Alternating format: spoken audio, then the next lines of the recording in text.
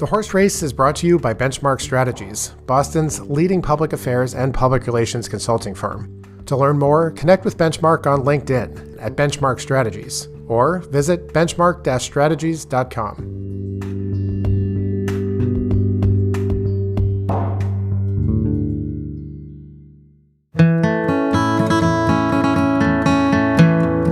Welcome back to The Horse Race, your weekly look at politics, policy, and elections in Massachusetts. I'm Steve Koczela, president of the MassINC polling group, and it is Thursday, February 19th. Today, I'm joined by a special guest, Rich Parr, vice president of the MassINC polling group, and a constituent of Congressman Jim McGovern, who will be here in a little bit for an interview.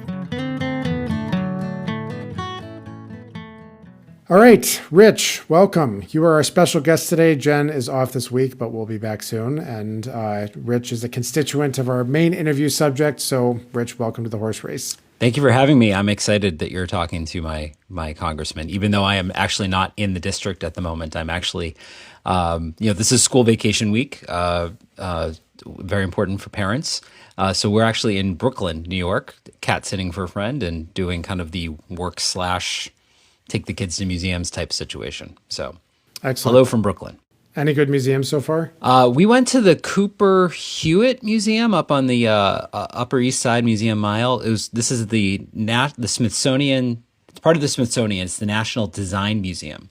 So they had a really great two really great exhibits. One was about the design of music.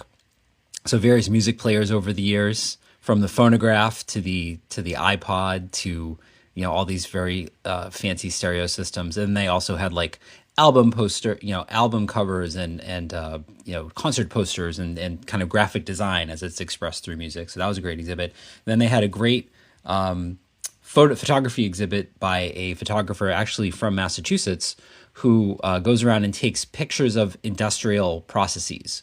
So a guy making a cymbal at the Zildjian factory in Massachusetts, for example, or making sneakers at the New Balance factory, or even like assembling a jet engine, or making a robot. So all this really just very, very nicely photographed, very beautiful industrial processes that you would never even think could be aesthetically pleasing in any way. So it was a great museum. I really enjoyed it. I think the kids liked it too.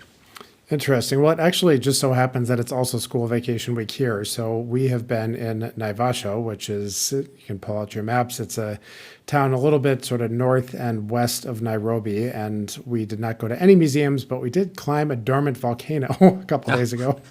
And also went out to Lake Elementaita and saw flamingos in the wild, which I've never seen before, which was very cool and very bizarre and kind of just always makes me ask the question when I see crazy looking animals like that, like, how did it get like that? Why? I mean, I know the scientific answer, but it's still crazy. So flamingos for Steve and pigeons for me. Exactly. We did not feed the flamingos any, breadcrumbs or anything like that. But we have no time to waste today. I am actually going to bounce off now and talk to Congressman Jim McGovern, who represents the 2nd Congressional District of Massachusetts. And then Rich will rejoin me a bit later in the show.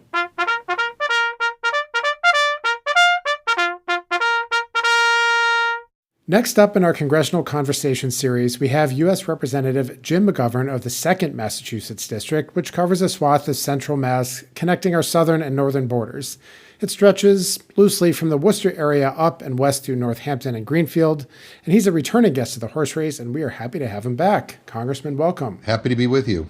So, for those who don't already know, you are the top Democrat on the House Rules Committee, and for those who may not live and breathe congressional procedure, that committee is essentially the gatekeeper of the House that decides on things like whether bills come to the floor, how long they're debated, what amendments are allowed, and so forth. We've done a very deep dive on this before.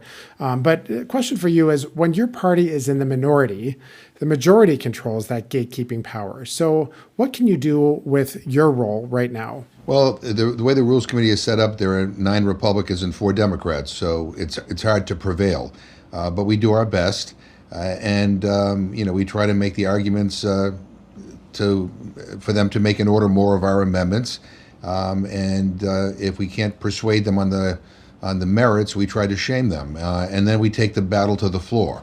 And with a very close majority right now, the Republicans can't afford to lose one or two members. We've been successful in basically defeating some of the rules and forcing them to go back to committee and to reassess things. So even though we're in the minority, we have been a very powerful minority, and we have effectively fought back against them on a number of occasions. And all I can say is I can't wait to be in the majority. So what would one or two examples of that be?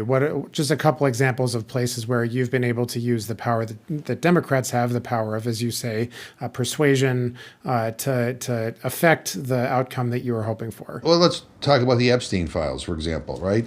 So in the Rules Committee, every week I would bring up an amendment to call for the release of the Epstein files. And we forced Republicans to go on record voting no. They didn't want the files released, and in fact, they were getting so much heat for voting no that they adjourned Congress early, so they wouldn't have to vote no anymore.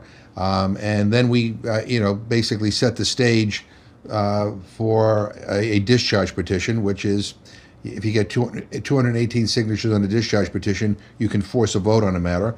And we were able to get a couple of Republicans to join with us, and we were able to force a vote to release the Epstein files. So, I mean, that's an example of us shaming Republicans into doing the right thing. And certainly one that I think everybody's familiar with at this point. So zooming out a bit, congressional approval ratings are, as I'm sure comes not as news to you, near historic lows. And there's been a wave of retirements announced already for the upcoming election. And it honestly often feels like Congress can't agree on the stuff they're supposed to do, which then results in power being ceded to either the executive branch or the courts. So how about from your chair, from your standpoint, do you feel like Congress is functioning the way that it is supposed to? No, I don't. In fact, sometimes I don't even think Congress functions at all. The Republicans who are in charge, by the way, they're in charge of the House, the Senate, and the White House. I mean, they have the responsibility to govern. And the House and Senate, unfortunately, have become a place that just caves to whatever Trump wants. I've never, ever seen it this way. I mean, we've had, past Republican presidents with Republican Congresses and past Democratic presidents with Democratic Congresses. I've never just seen this constant caving, this giving up of all power and all authority to the person who's in the White House. And, I have Republicans come up to me, on a daily basis telling me that they disagree with, a particular policy, or they think the president is out of his mind or whatever. And then when push comes to shove, they just all fall into line. And so Trump has managed to make every single Republican, with the exception of one or two, afraid of him. And as a result, we're not functioning. We're ceding our constitutional authority to him. On tariffs, for example, I mean, Congress should be voting on this stuff. And yet the Speaker of the House, at the insistence of the President, is blocking our ability to be able to vote on those things. On war powers, we bombed Venezuela. They might be going into Iran next. I mean, we should have a debate, and we should vote to authorize or not authorize those kinds of military actions.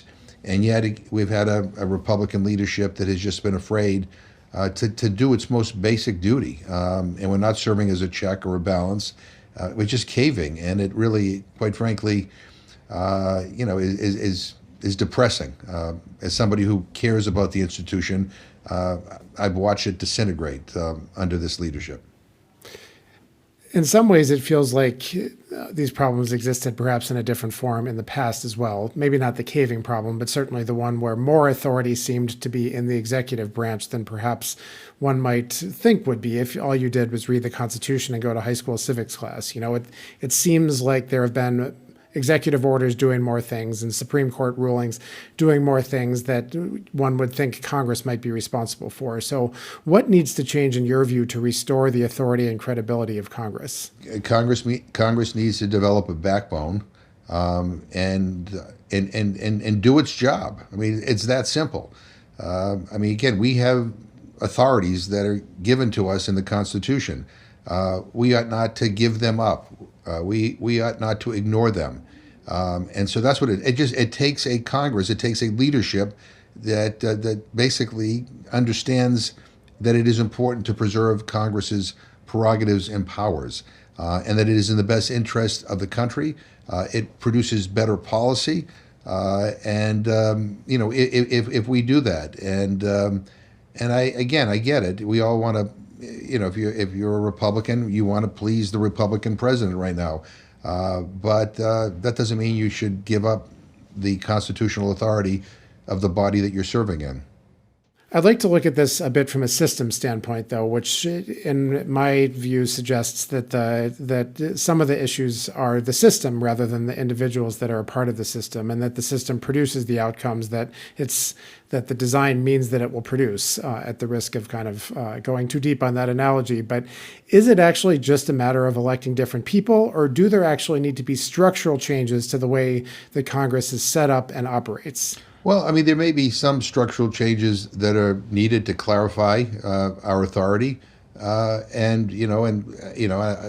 held hearings when I was chairman of the Rules Committee to look at some of those things when it comes to war powers and to other authorities.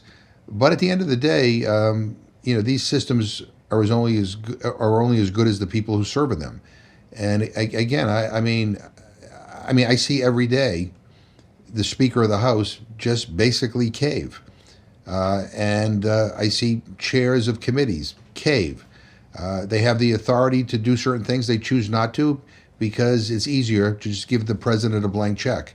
And so, it's not about partisan politics, but, whether you're a Republican or Democrat, you ought to respect the institution you're serving in, and not just cede all the power that you have to the executive branch. And again, the executive branch is only too happy to get more power. They want to do everything, and they don't want any checks and balances. I mean, I've been around since Richard Nixon. I remember Richard Nixon tried to do that. And again, executives will always do that. We need our legislative bodies to insist that they do their job as well. It often feels that Democrats ask their voters to just accept the structural disadvantages that are baked into the system. And there I'm thinking of things like restrictive voting laws, the way the Senate is set up and elected, the Electoral College, the judiciary, et cetera. So sticking with the topic then of structural reforms, should Democrats be pushing for some larger, major structural reforms to the way that our elections work and the way power is allocated? Or is the plan more to just win with whatever the rules are that happen to exist in that cycle? Well, look, no systems are perfect, right? And yeah, I'm a Democrat. I want to win. But at the same time, there's nothing wrong with, examining all of our structural systems to see whether or not they should change, so they could benefit the people more. I'm not a big fan of the Electoral College, but we ought to do deep hearings on that, and and figure out whether we get a consensus, to go to a popular vote. There were people on both sides, but one of the things Congress should do is have thoughtful discussions on those matters, and see whether we need to make some adjustments. Again, we've done some hearings in the Rules Committee when I was chair on war powers. We've also we also need to do hearings, and we also need to actually do legislation on how we finance campaigns, because that's another thing. We have a Congress now that you got to raise a lot of money to get elected to Congress. That's not what our founders envisioned, and that's not good for democracy. It's not good for good policy. But we ought to examine those things and then make adjustments as we build consensus. So, Congressman, I am actually located in Kenya for this year, and I will say that the destruction of USAID has had very serious and sort of observable consequences in my everyday life here. So I have to ask a question about reliability and what that means for America these days, because it's come into question a lot, both on the international stage in terms of diplomacy, military, economic policy, and so forth, and also at home. So how do we create institutions in America that are durable? And I don't just mean like until the next election cycle or until the party changes, but durable across decades where people around the world can count on America to do the things that we said we were going to do. Well, some of these agencies, and you mentioned USAID in particular, have been durable. I don't think any of us could have foreseen that Donald Trump would have wanted to eliminate the agency entirely. I mean, maybe we could have anticipated he might want to cut the budget to USAID, but to eliminate it entirely is something that I didn't expect him to do. I mean, he's talking about eliminating a lot of our foreign aid programs. I mean, they're changing the direction of Food for Peace.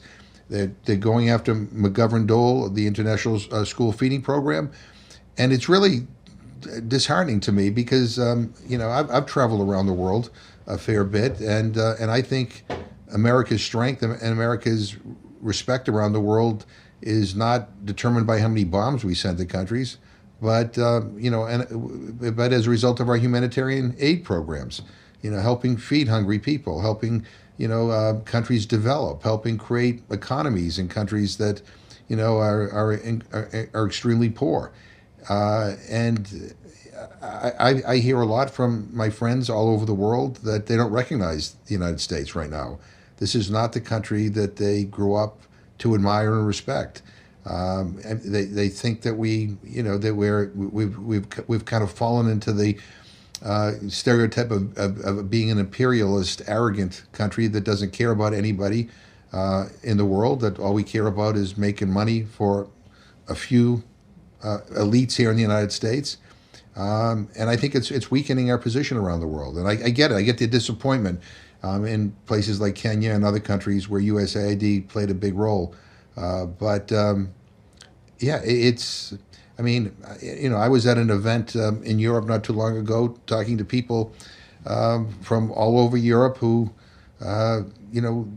knew I was from Massachusetts and wanted to, talk about how their kids were thinking of going to college in Massachusetts. But they've all decided, with the exception of one person, that it'd be better for their kids and safer for their kids to not go to the United States. So I am terribly disappointed. I am horrified by what this administration has done to our reputation. And I think when you target humanitarian aid programs that actually feed hungry people and you eliminate them and you cut them, that's a moral statement about who we are. It's an example also, I think, of a system or a thing that we all sort of thought there was more to it if you wanted to eliminate it. And you noted that it perhaps wasn't anticipated that a Trump administration would want to get rid of it. But I think many people, myself included, thought there would be more involved than just saying it didn't exist anymore, and then it just didn't exist. So I think, to return to the question, what can actually be done to make it so that the guardrails that we thought existed actually are stronger than they've proven to be? Well, again, I don't want to sound like a broken record here, but in the past, I would have thought that Congress would have kind of rode to the rescue here, and it didn't. I mean, Elon Musk decided to eliminate USAID. The Republican leadership in the House and Senate, again, afraid of Trump, don't want to be on his bad side, were totally fine with it. And they unilaterally did this. Without a real fight from Congress. Some of us tried in the appropriations process to try to resuscitate some of what they cut, and we were unsuccessful. When you eliminate an entire agency outright, sometimes it's hard to put Humpty Dumpty back together again, even when you get power back. But we need to restore some of what has been lost. Again, we're in unprecedented times, but I don't know whether you could create a system where agencies and departments cannot be reviewed or gone after if somebody doesn't like them for whatever reason. But I think what none of us expected, and I certainly didn't, was that they would just outright eliminate entire organizations and departments. And the people who were responsible for this knew nothing about what USAID did, for example. I don't think Elon Musk has a clue what USAID stands for, never mind what it does, but was looking to basically, find savings. The ironic thing is that, they say they want to find cost savings, and they're just producing more problems that are going to be more costly for us down the road. So I'd like then to return to your home district, home state a bit, because last month you visited all of the state's districts actually to see what the impacts of the federal changes we've been discussing actually look like. Notably, actually, changes to SNAP through the tax bill that was signed last year, which reduced SNAP funding, of course, by over $180 billion over 10 years. So what did you see? What did it look like looking at the changes that these federal policies had created? Well, the worst of the cuts haven't even gone into place yet, but a number of new requirements have, and people are losing their benefits. And the benefit has been reduced as well. And this is before the $180 billion in cuts. I mean, we live in the richest country in the history of the world, and there are 46 million Americans who are hungry or food insecure. I mean, I'm a United States congressman. I'm ashamed of that fact. And hunger is a political condition, essentially. I mean, we have the money. I mean, we have the infrastructure. We know what to do, but we lack the political will. And the administration, the Trump administration, is saying that these cuts and these changes are being made to save money. Well, the bottom line is every dollar you cut in the SNAP, you don't save money, you just create more costs, because senior citizens who take their medication on an empty stomach end up in an emergency room. That's the most costly form of health care that there is. Kids who don't eat on weekends show up at school, they can't learn. They don't have the attention to focus. When they go to school on Monday, and we live in Massachusetts where we have free school meals, and so I can go down the road of all the costs affiliated with hunger, but the fact that they've chosen to attack this program, which is by the way on average about $2 per person per meal. I mean, you can't even buy a cup of coffee for that, in the United States. Is indicative of who the people are who are running our government. And so when I've been going from district to district, and by the way, I've been visiting states all around the country, looking at what's happening in various states across the country, people are hurting. And the people who are hurting are not just people who are jobless or who, have trouble finding housing. Increasingly, the people that are hurting are working people working full time. And they still can't afford to pay all the bills and afford adequate food for themselves or their families. And I just think I think it's immoral. I think it's a failure, and it just shows that that the attention of our government right now is not on the problems that real people face every day. It's on how do we enrich those who are already rich. They seem to care more about the Epstein class than they do about average working people, and that's why I think these midterms are so incredibly important. I think this is kind of our last chance to try to save what's good about our government, and I hope that we all rise to the occasion.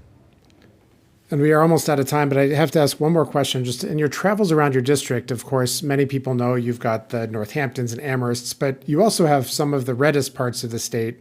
What different things are you hearing from those parts of your district that you may not be getting in Northampton? Yeah, I mean, I think in some of the areas of my district that seem to be more conservative, many of them voted for Trump because they felt government wasn't working for them. Their life wasn't getting any better. They were working harder than ever, and things weren't improving. Many of them now are having buyer's remorse about voting for Trump because we have an affordability crisis in this country, and and life is getting more difficult for a lot of people. But the one common thread between kind of the bluest parts of my district and the reddest parts of my district are that people are impatient. I mean, people are working harder than ever. And they want their lives to get better.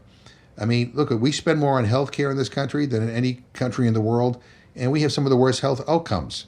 I mean, if you want brain surgery or open heart surgery, come to the United States, right? You'll get the best surgery that available.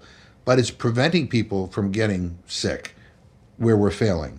We ought to have a healthcare system that isn't so damn expensive.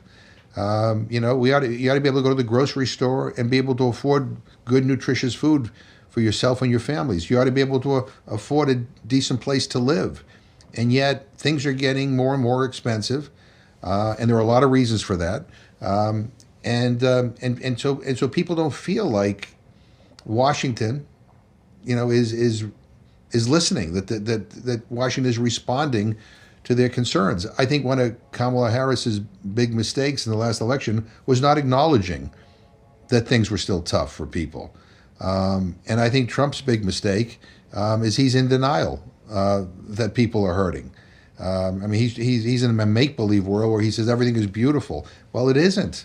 And the people, who are screaming the loudest now, again, are people who have families and who are working full time and are wondering, like, when does it get better? My own son, who's 28 years old, asked me, who's good at working full time, and he says, "Do you think I'll ever be able to buy a home?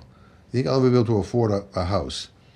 And I looked, I said, "Well, when your mother and I die, you can have ours." But the bottom line is that the dream of home ownership for his generation, and he's in his late 20s, is like, is almost unattainable. And again, he's working in a decent job, but everything is so expensive. So, that's the one common thing. People, whether they're red or blue, liberal or conservative, my old boss Joe Moakley used to say, people look at life through their kitchen window. He's right. If I can't afford food, if I can't afford my rent, if I can't afford, my health care, then my life isn't getting better, and Washington isn't working for me. Well, I'd say from our own polling, affordability certainly is an issue of bipartisan concern in Massachusetts, particularly home ownership. So a good message to close on. U.S. Representative Jim McGovern of the 2nd Congressional District of Massachusetts, thank you so much for joining us today. Happy to be with you. All the best. We'll be right back. I'm Zainab Asma-Doyle, Research Director at the MassINC Polling Group. The MassINC Polling Group serves the region's leading foundations, political groups, government entities, and businesses. Our surveys and focus groups bring high-quality data to the toughest questions facing society today. Learn more at massincpolling.com. And that brings us to our final segment, which this week is brought to you by our football department here at the Horse Race Global Media Empire headquarters. And that is because Rich likes the English Premier League. Does not mean American football. It actually means soccer. And there's two big and interesting stories in the world of the good old footy. So Rich, let's start with Mayor Wu sending Seattle kids to the World Cup. What's going on there? Yeah, so as is traditional around the other type of football, American football, there is a bet placed between the mayors of the two competing cities, and Mayor Wu versus the mayor of Seattle. And of course, Mayor Wu lost, or the New England Patriots lost in the Super Bowl a couple of weeks ago. And so the bet was that the loser would have to pay to send a bunch of kids from the winning city to World Cup game in their own city. So we are apparently going to be flying over some lucky winners from Seattle across the country to go to Foxborough Stadium and watch a World Cup game, which is wonderful for the kids. It does raise the question of how are we going to pay for all of that? And that is a question that has been hovering around a lot of aspects of the World Cup. And Steve, I don't know if you want to talk about the other part of our story here. That's right. So that is the very wholesome story. There is a big question mark. There are many question marks about cost and all of these mega sporting events, but one particular one which has come up in headlines just in the last day or two is actually Foxborough and security. So it is an interesting question, like who's actually supposed to pay for just the town that gets invaded by fans, worldwide for kind of weeks on end. Like how's that shaking out? Yeah, so the town council in Foxborough has decided to hold up the entertainment license, which is the license that you need to be able to, pour all of the libations for the World Cup games until they get an answer from the host committee, the Boston host committee, of who is going to pay for all the security for these games that's happening. Now, normally when there's a Patriots game, the New England Patriots are paying for the security, and the New England Patriots organization, the Kraft Group, Robert Kraft, has basically leased the stadium to FIFA to say you can use this stadium But they have not made any sort of arrangement as to whether FIFA is going to be paying for the security, whether the Kraft Group is going to be footing the bill for that, or whether the host committee needs to go do some fundraising to pay for all this. So still some loose ends kind of being worked out, and we're only a few months away from kickoff in some of these games here. So. Well, given the dollars involved, I have to think it will get worked out somehow, but good for the Foxborough Town Council for standing up for themselves on that issue, and look forward to hearing how it's resolved. That is all the time we have to talk about football for today. I'm Steve Koczela, signing off with Rich Parr. Our production and theme music is done by Charlie Koczela. You can write to us at thehorseracepodcast@gmail.com if you know who should foot the bill for Foxborough security. Don't forget to give the Horse Racer review wherever you're hearing us now.